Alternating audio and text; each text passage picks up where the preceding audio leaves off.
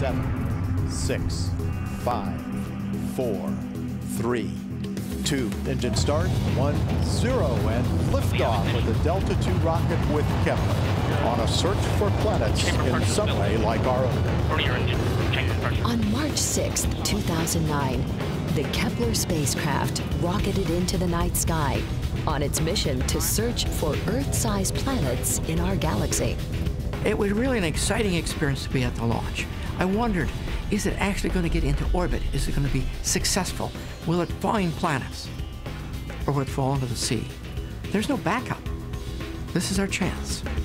So it was really an ethereal experience to be there, watch it blaze into the sky, get into orbit, then finally hear its signal.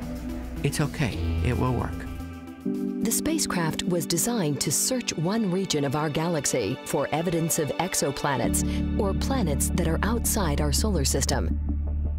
Using special detectors similar to those found in digital cameras, Kepler will measure the light from many stars and wait for planets to transit in front of them.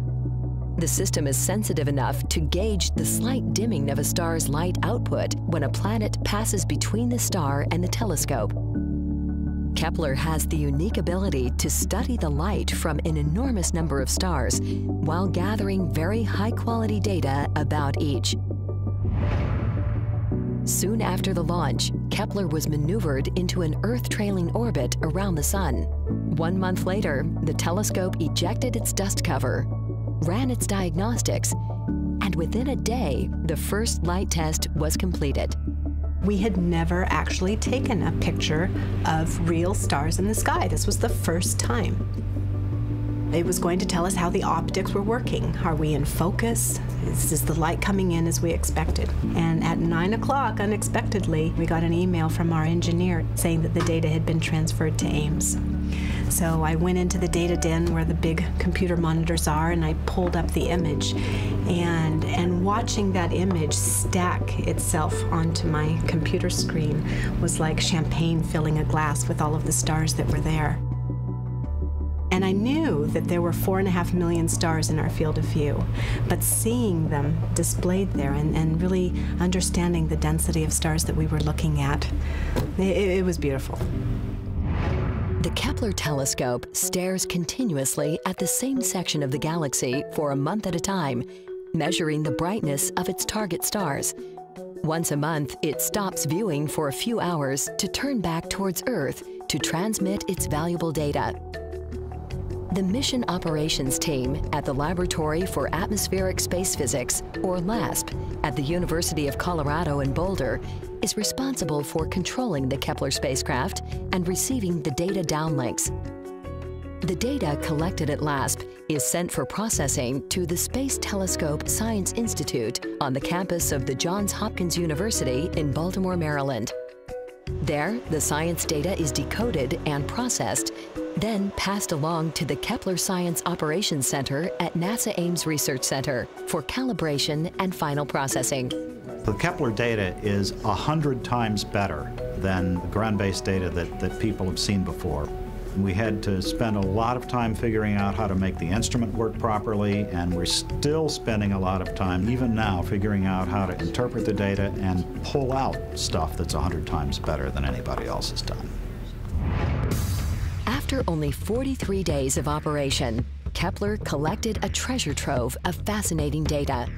Some of the first researchers on the Kepler team to benefit from the data were focused on the stars themselves. Now let me get into the more interesting part. Their research, called astroseismology, is the effort to understand the structure of stars by studying the unique pulses or quakes that each star generates internally. What we study is the periods of vibrations in stars. The basic properties that we measure are the size of the star and the age of the star. So if you don't know the size of the star, you actually also don't know the size of the planet. So what we are simply doing is that we use the vibrations to measure the size of stars, and therefore we also know the size of the planets. Kepler will from now on be the mission that you go to when you want the real data. It is a revolution. An early challenge for the Kepler science team was to validate the quality of their first 43 days of data. They chose to observe a previously discovered exoplanet to prove that their methods would work. P7b is one of 3 known transiting planets that were discovered in Kepler's field of view before we launched, so of course we put them on our target list. And the first day that we looked at data from Kepler during commissioning, we looked at this star's light curve. The big surprise was that we were able to see the planet going behind the star. So as the planet goes in its orbit towards the backside, it gets brighter because you're seeing more of its sun-warmed face. But then it winks out for about 2 hours as it goes flying behind the star. And the amazing thing is that this drop in brightness of this secondary occultation is only 100 parts per million. But 100 parts per million is a magic number because that's the size of the drop in brightness that you expect for an Earth-sized planet transiting or crossing the face of a sun-sized star. Several ground observatories around the globe are partnering with the Kepler mission to provide independent confirmations about planetary transits of stars. Kepler detects changes in brightness of many stars that appear to have the signature of a planetary transit. Often, these are later found to be something else, such as a smaller star eclipsing a larger one. The ground observatories help to confirm actual planets from these false positive readings. The Keck telescope in Hawaii is crucial for Kepler. It does 2 things. It verifies the existence of the planets by looking for the wobble of the host star, yanked gravitationally by the planet, and it allows us to measure the mass of the planet, the bulk mass, by how much the star wobbles. Verifying planets, getting their masses, and hence their densities, is a key part of the Kepler project. This validation is critical to the process of identifying new planets, such as the Kepler team's first discovery of 5 exoplanets announced at the end of 2009. The discovery of these 5 planets, 4 were Jovian-like, that is big gas giants with densities that were surprising, all the way from water, that to styrofoam, a real surprise. But one of them was a planet very much like Neptune, probably rocky inside with an atmosphere. And so this was a very interesting planet, and a planet very close to its star, yet it didn't bloat like the Jupiter-like planets. So again, a lot of information about the structure of these extrasolar planets that will help us understand those planets and our own. By June of 2010, the Kepler team had identified between 300 to 700 planet candidates. They released a data set containing about 300 of these possible planets to their research partners around the world to help accelerate their search. Kepler is revolutionizing the field of exoplanet science. For the first time, a large number of planet candidates can be studied using extremely high-quality data. We're talking about hundreds and hundreds of planets using the best data we have ever seen here on Earth.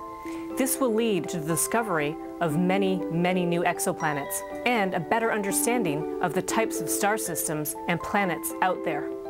What I find most fascinating is that Kepler is making discoveries of phenomena that we have never before witnessed. As the team continued to analyze their data, they found a system with multiple planets orbiting a single star. This important discovery was announced in August of 2010. Kepler 9 is a very special system because it's the first time that anybody has detected a system of planets where multiple planets are transiting or crossing the face of their stars. Moreover, we found a 3rd planet, much smaller, in a much tighter orbit, 1.6 days. It's 1.6 Earth radii, making it a super-Earth. So we find 2 Saturn-sized planets and 1 super-Earth-sized planet. It represents Kepler's first super-Earth-sized planet, as well as the first discovery of multiple transiting planets in one system. As they continued to process new data and refine their existing data, the Kepler team made perhaps their most important discovery yet.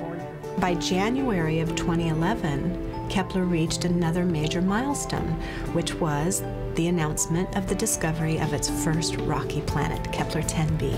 This planet is only slightly larger than the Earth, 1.4 times the radius of the Earth, and about 4.5 times as massive as the Earth. But what's really exciting about this planet discovery is that the average density unquestionably says that this is a rocky world. And it's the first such world that is unquestionably rocky. Kepler continues to stare at the stars as it watches for shadows in transit. These shadows will hold the key to a wealth of new discoveries that the Kepler team hopes will answer the question, are Earths common or rare in our galaxy? And the Kepler Space Telescope is the right tool at the right time to finally answer that question.